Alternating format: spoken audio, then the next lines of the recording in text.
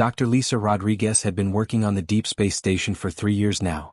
She wasn't some fancy scientist or big-shot commander. She was just a dental hygienist from a small town in Texas who got lucky enough to land a job maintaining people's teeth in orbit. Most days were boring: cleaning, checking for cavities, maybe doing a root canal if someone had been eating too much space candy. But today felt different. Lisa was doing her usual rounds through the maintenance tunnels when something weird popped up on her handheld scanner. There was an energy reading she'd never seen before, coming from Sector 7. The readings didn't match anything in the station's database. Her first thought was that it might be a malfunction, so she grabbed her tools and headed toward the observation deck. When she got there and looked out through the massive window, her jaw literally dropped. Floating right outside the station was something that looked like a dragon from old Earth mythology books. But this wasn't some fantasy creature. This was real. The thing was absolutely massive, probably the size of a commercial airplane. Its scales weren't just one color. They shimmered and changed between deep blues, purples, and greens as it moved, reflecting light in ways Lisa's brain couldn't quite process. The creature was clearly alive and moving with purpose, not drifting like space junk. But something was wrong. The dragon wasn't floating peacefully. It was clearly in pain. Lisa could see it curling in on itself, its enormous claws pressed up against its jaw. Every few seconds, it would let out this deep, rumbling sound that Lisa could actually hear through the station's external microphones. The frequencies were being picked up and displayed on the monitoring system, showing up as these angry red spikes on the readout. Lisa had never heard anything like it before. She felt this pull inside her chest, this need to help. Every instinct told her this creature was suffering. She knew she should probably call Commander Williams or contact the main operations center. There were protocols for this stuff, procedures you were supposed to follow when encountering alien life. But protocols felt wrong right now. Lisa had spent her whole career helping people feel better, helping them with pain. This was just a bigger version of that same job. Without really thinking it through, Lisa rushed back to the equipment lockers and started pulling on her space suit. Her hands were shaking a little as she sealed everything up. A few crew members passed by and tried to stop her, asking what she was doing. She just said she was investigating an anomaly and kept moving. She wasn't trying to break rules, but she also wasn't going to waste time with red tape when something out there clearly needed help right now. The airlock hissed as it cycled. Lisa stepped out onto the exterior platform and suddenly everything felt very real and very dangerous. The dragon was still there, maybe 200 meters away from the station's outer hull. In the silence and blackness of space, with nothing but stars behind it, the creature looked even more impressive and terrifying.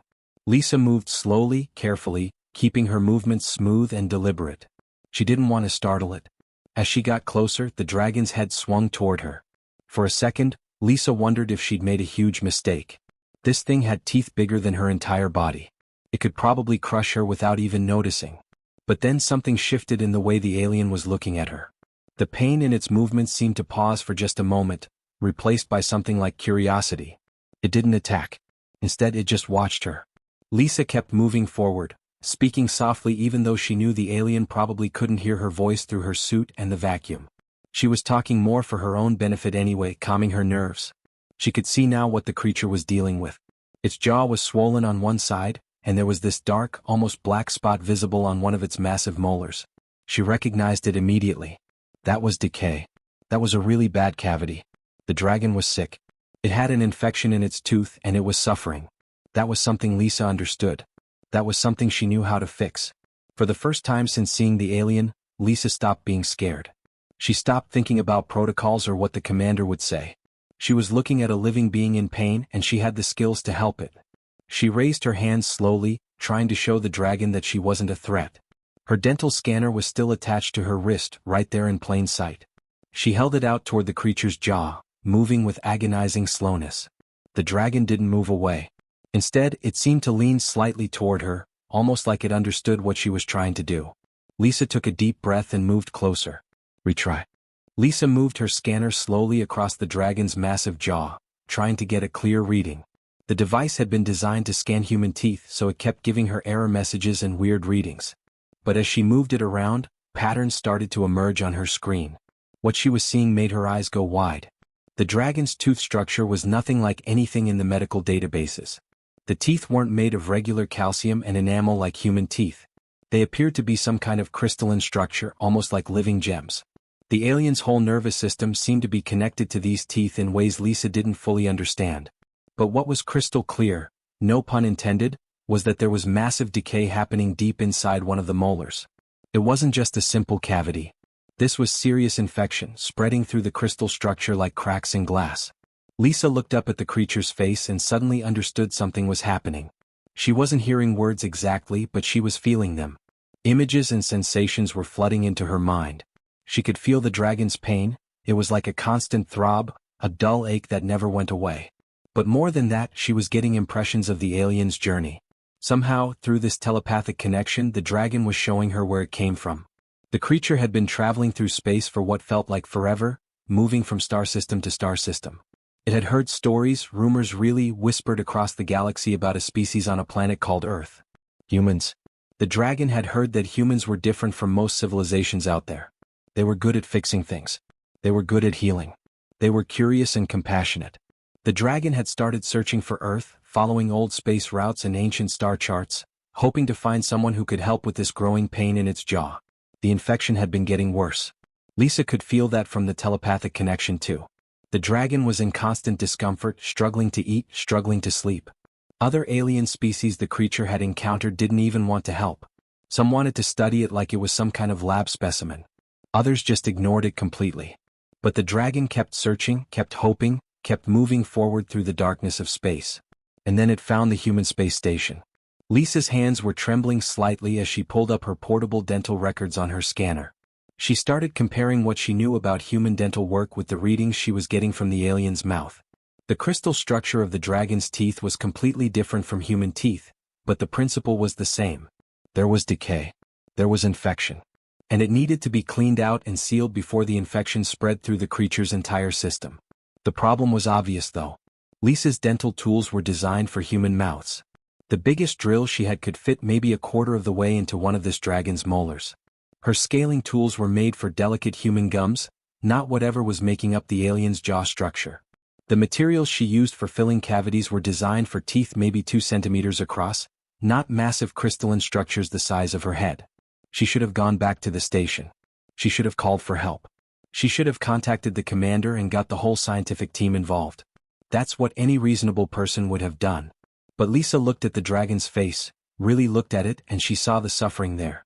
She felt it through the telepathic link that was still connecting them. The alien was exhausted. Was in pain. It was desperate. And for the first time in a long time, it had found someone who might actually be able to help.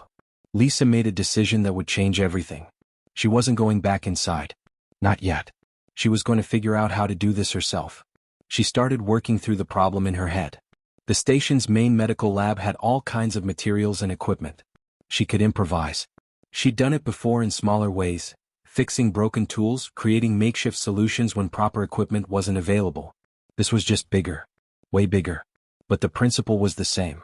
She would need to get access to the station's laser cutting equipment. She could calibrate it to work as a very precise drill, something powerful enough to deal with crystalline material but controlled enough not to damage the surrounding healthy structure. For the filling material, she could probably synthesize something compatible from the medical lab's biopolymer supplies. It wouldn't be perfect, but it could work. Through the telepathic connection, Lisa projected her thoughts to the dragon. She was telling it, in images and feelings rather than words, that she thought she could help. She was telling it to trust her. The dragon's response came back immediately, a wave of hope and gratitude so strong it almost knocked Lisa backward. The alien had found what it was looking for. It had found someone who would try. Lisa turned back toward the station, her mind already racing through the steps she would need to take. She was about to undertake something no human had ever done before. She was going to perform dental surgery on an alien life form, using equipment it was never designed for, with materials that might not work, risking everything. But she was going to try. Because that's what humans did. They helped. They fixed things. They didn't give up. Lisa burst back into the station, moving faster than she probably should have been moving in a spacesuit. She went straight to find David Chin, the station's chief engineer. She knew he was going to think she was crazy, but she needed his help and she needed it now. When she explained what she wanted to do, David's first reaction was to laugh. Then he realized she was serious. Then he got quiet for a long moment, looking at her like she'd lost her mind. But David was the kind of person who understood impossible problems. He'd spent his entire career fixing things that weren't supposed to be fixable. He looked at Lisa for maybe 30 seconds, then he just nodded and said, "Okay." Let's do this. They got to work immediately. Lisa grabbed every dental tool and piece of equipment she had access to. David raided the engineering workshop, pulling together laser cutting systems, precision robotic arms and calibration equipment. They set up in one of the station's larger maintenance bays, which had exterior access. The goal was to create a drilling system that could work on something way larger than it was designed for, but with enough precision to not cause more damage. David was incredible to watch. He'd take Lisa's basic requests: I need to drill here but not too deep, and I need to be able to control the depth to within millimeters, and he'd figure out how to make it happen. He rigged the laser cutting tool to a motorized arm that could be controlled remotely. He calibrated it with sensors and feedback systems so Lisa could see exactly what was happening inside the dragon's mouth in real time. It was actually pretty genius when you thought about it. While David was working on the hardware, Lisa went to the medical lab and started experimenting with different materials. She needed something that could bond to the dragon's crystalline tooth structure, something biocompatible that wouldn't cause an infection or rejection response. She mixed different compounds, tested them against samples of the dragon's tooth material that she'd carefully collected, and ran simulations on the computer. After about an hour, she found a combination that looked promising, a blend of synthetic polymer mixed with trace minerals that matched the dragon's tooth composition.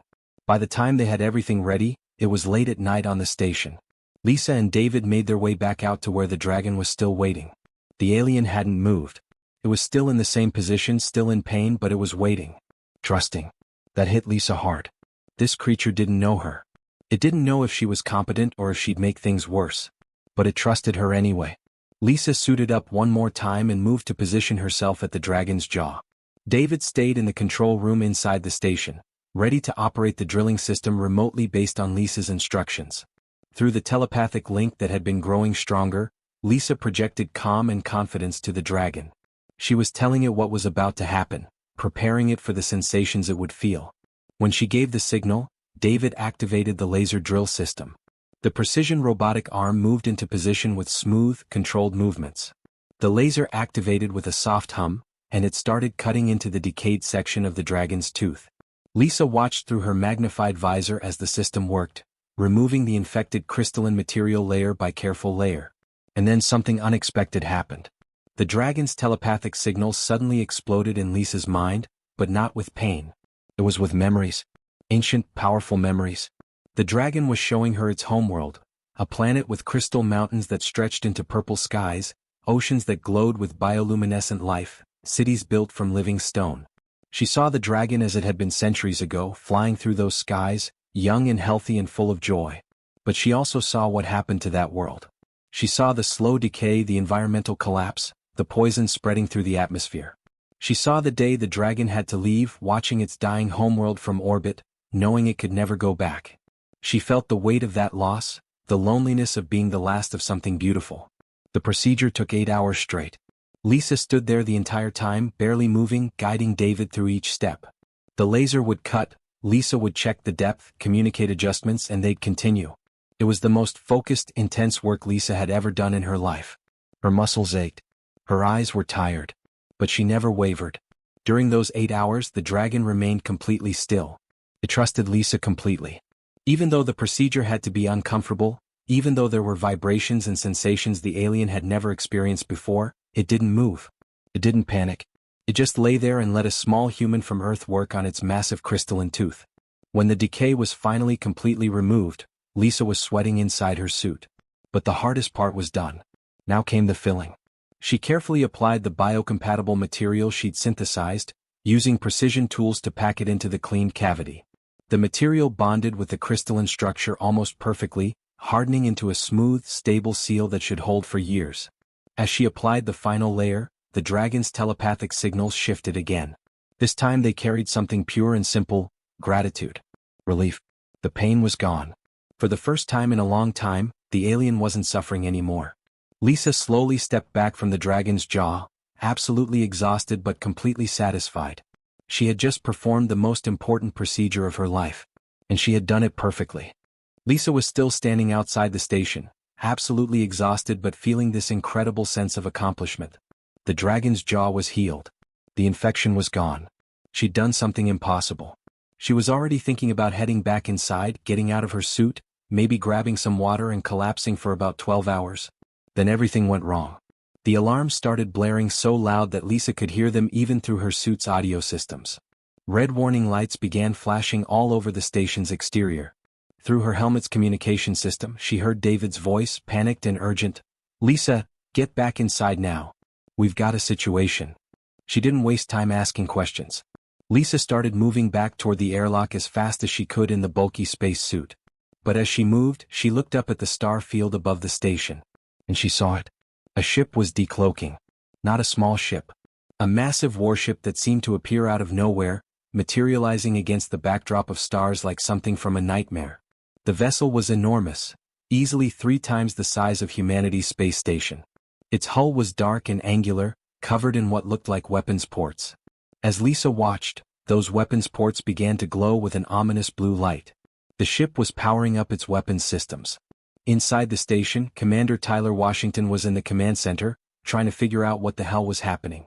His communications officer was screaming that they were picking up massive energy signatures from the alien vessel. The tactical officer was reporting that weapons were charging. The whole command center erupted into controlled chaos. Within seconds, the commander made the call. "All hands, this is the commander. We are under threat. Initiate emergency evacuation protocol. All non-essential personnel to the escape pods immediately. Engineering, I need shields up now." The evacuation sirens started wailing throughout the entire station. People were running through corridors, moving toward the emergency assembly points. Some were scared. Some were angry. Some were just confused. Nobody had ever expected to be evacuated from the station. Most of them had signed up thinking this was going to be a routine assignment, not a potential combat situation. David was in the control room with Lisa still outside. He was shouting at her through the communication system, "Lisa, move faster. They're targeting us." But Lisa had stopped moving. She was looking at the dragon.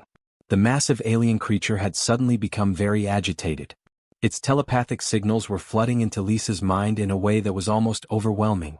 The dragon wasn't scared. It was angry. It was confused.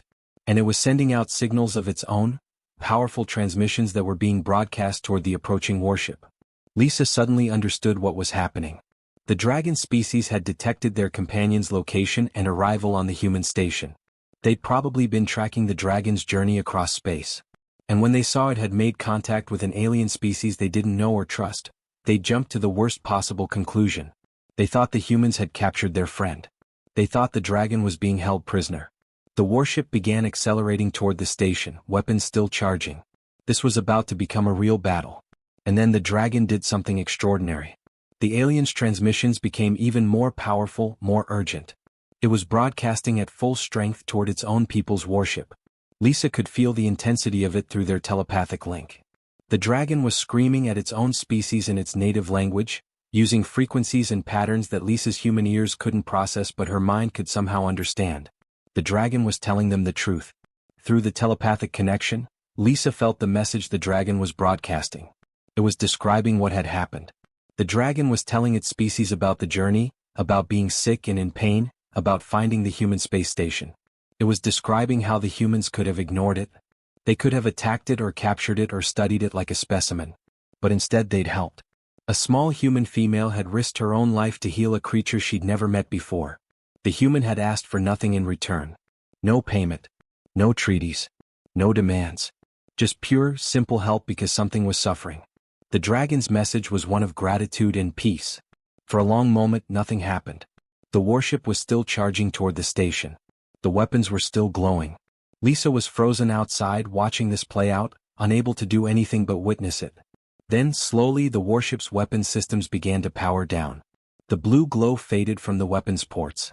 The ship's acceleration slowed. And finally, the vessel stopped its approach entirely, maintaining position about 50,000 kilometers from the station. Commander Washington's voice came through on all communications channels. "Stand down from evacuation. Repeat, stand down from evacuation protocol. The alien vessel is reducing threat posture." Inside the station, people stopped running. People stopped panicking.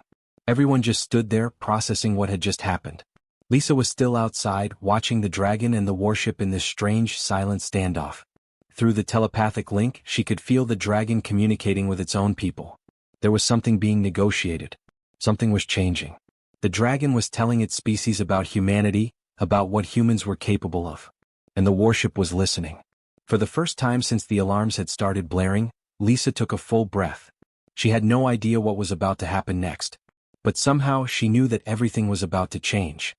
The communication came through about 3 hours after the warship had powered down its weapons. A formal request, transmitted through multiple channels, asking for a meeting between the human station's command and the dragon species. Commander Tyler Washington looked at the message on his screen and felt like he was living through a moment that would be taught in history classes for centuries to come. He made the decision to hold the meeting in the station's main conference room. It was the most neutral territory they had, a place designed for important discussions and negotiations. He brought Lisa with him even though she was still exhausted from the 8-hour dental procedure. She deserved to be there. She was the one who had started all of this. When the alien captain materialized on the communication screen, everyone in the room took a breath. His name was Krethor and he looked nothing like the dragon. He was a smaller alien with a structure that was almost humanoid but distinctly alien. Multiple limbs, skin that seemed to shift colors slightly, eyes that were intelligent and measured and ancient. He looked like someone who had seen a lot of wars, a lot of conflicts, a lot of difficult decisions. But when he started speaking, his words came through the translation system with surprising warmth. "I am Captain Krethor of the Crystalline Fleet," he said, his voice carrying a weight of authority but also genuine respect. "I come to apologize for our aggressive approach. We misunderstood the situation. Our companion transmitted to us the truth of what happened here. What your species did. We have traveled across the galaxy for many cycles, and we have never encountered a civilization that would help a stranger without expectation of reward or leverage." Commander Washington tried to respond, but Krethor continued. "For generations our people have been searching. We have encountered many species. Some are hostile. Some are indifferent. Most are interested only in what they can gain from trade or conquest. We had begun to believe that the galaxy was a cold and empty place, filled with civilizations that cared only for themselves. But then our companion found you." Lisa listened to every word, her mind still processing everything that had happened. The captain was describing humanity's first contact with an advanced alien species, and it was happening because she'd decided to help a creature in pain. Krethor's image leaned forward slightly. "Your species has shown us something we thought was lost in this universe. Compassion. The willingness to help without guarantee of return. The courage to attempt the impossible. These are the values we have been searching for. These are the values that make a civilization worth knowing, worth trusting, worth joining." The commander looked confused. "Joining?" he asked carefully. "The galactic community," Krethor explained. "There are many civilizations across the stars, each with their own territories, their own resources, their own strengths. We form alliances. We trade. We explore together. We protect each other. For centuries we have searched for species that shared our core values. Most do not. But humanity shows promise." Over the next several hours the conversation expanded. Other members of Krethor's fleet joined the discussion. Scientists, diplomats, military strategists. They asked questions about humanity, about our history, our capabilities, our intentions. And Lisa found herself being asked to tell the story of what had happened. She described the dental procedure in simple terms, explaining how she had risked everything because the dragon was in pain. One of the alien scientists asked her, "Were you not afraid? This was an unknown creature. It could have harmed you." Lisa thought about that question for a moment before answering. "Yeah, I was scared. But scared doesn't matter when something is suffering. That's just what you do. You help. You try. You figure it out." That simple answer seemed to resonate deeply with the aliens. By the end of the meeting, something unprecedented had happened. Humanity had been formally invited to join what was essentially a galactic alliance. Not as equals yet, humanity still had so much to learn, but as recognized members of a community of advanced civilizations. Trade agreements were discussed. Knowledge-sharing programs were proposed. Cultural exchanges were planned. But the most important moment came when the dragon itself requested to meet Lisa one final time. She went back outside one last time in her space suit. The massive crystalline creature was waiting, exactly where it had been before. Up close, Lisa could see that the dragon's jaw was healed perfectly. The filling was holding strong. The infection was completely gone. Through the telepathic link, the dragon's gratitude came through in waves. It was showing her visions. Visions of its homeworld before it died, visions of its family, visions of all the things it had lost. But it was also showing her something new. Hope. Because it had found people who cared. It had found humans. The dragon slowly lowered its massive head. It moved with incredible gentleness, with respect. The creature's forehead came down until it was just a few feet away from Lisa's helmet. Through the telepathic connection, she felt what the dragon was trying to communicate. It was gratitude beyond words. It was recognition. It was a bond that transcended species. Lisa reached out slowly and placed her gloved hand on the dragon's scaled forehead. She let the telepathic connection flow both ways, sending back her own feelings. She was sending respect, affection, the same sense of connection the dragon was expressing. When the dragon finally pulled its head back, it released one long, beautiful frequency, a sound that seemed to carry every emotion at once. Then it turned and began moving back toward its home fleet. As it departed, it looked back one last time at the small human standing on the station's exterior, the person who had changed everything. Lisa watched it go, tears streaming down her face inside her helmet. Back on the station, Commander Washington was already thinking about the future. Humanity's place in the galaxy had just been fundamentally altered. All because one dental hygienist from a small town in Texas had decided to help a creature in pain. In the days that followed, historians would call it the dragon's gift. It was the moment humanity discovered that compassion and kindness could be more valuable than weapons or wealth. It was the moment a small act of caring changed the destiny of an entire species. And it had all started with a simple decision: to help someone who was suffering, no matter how strange or alien they might be. That's what made humans different. That's what made humans worthy of joining the stars. The end.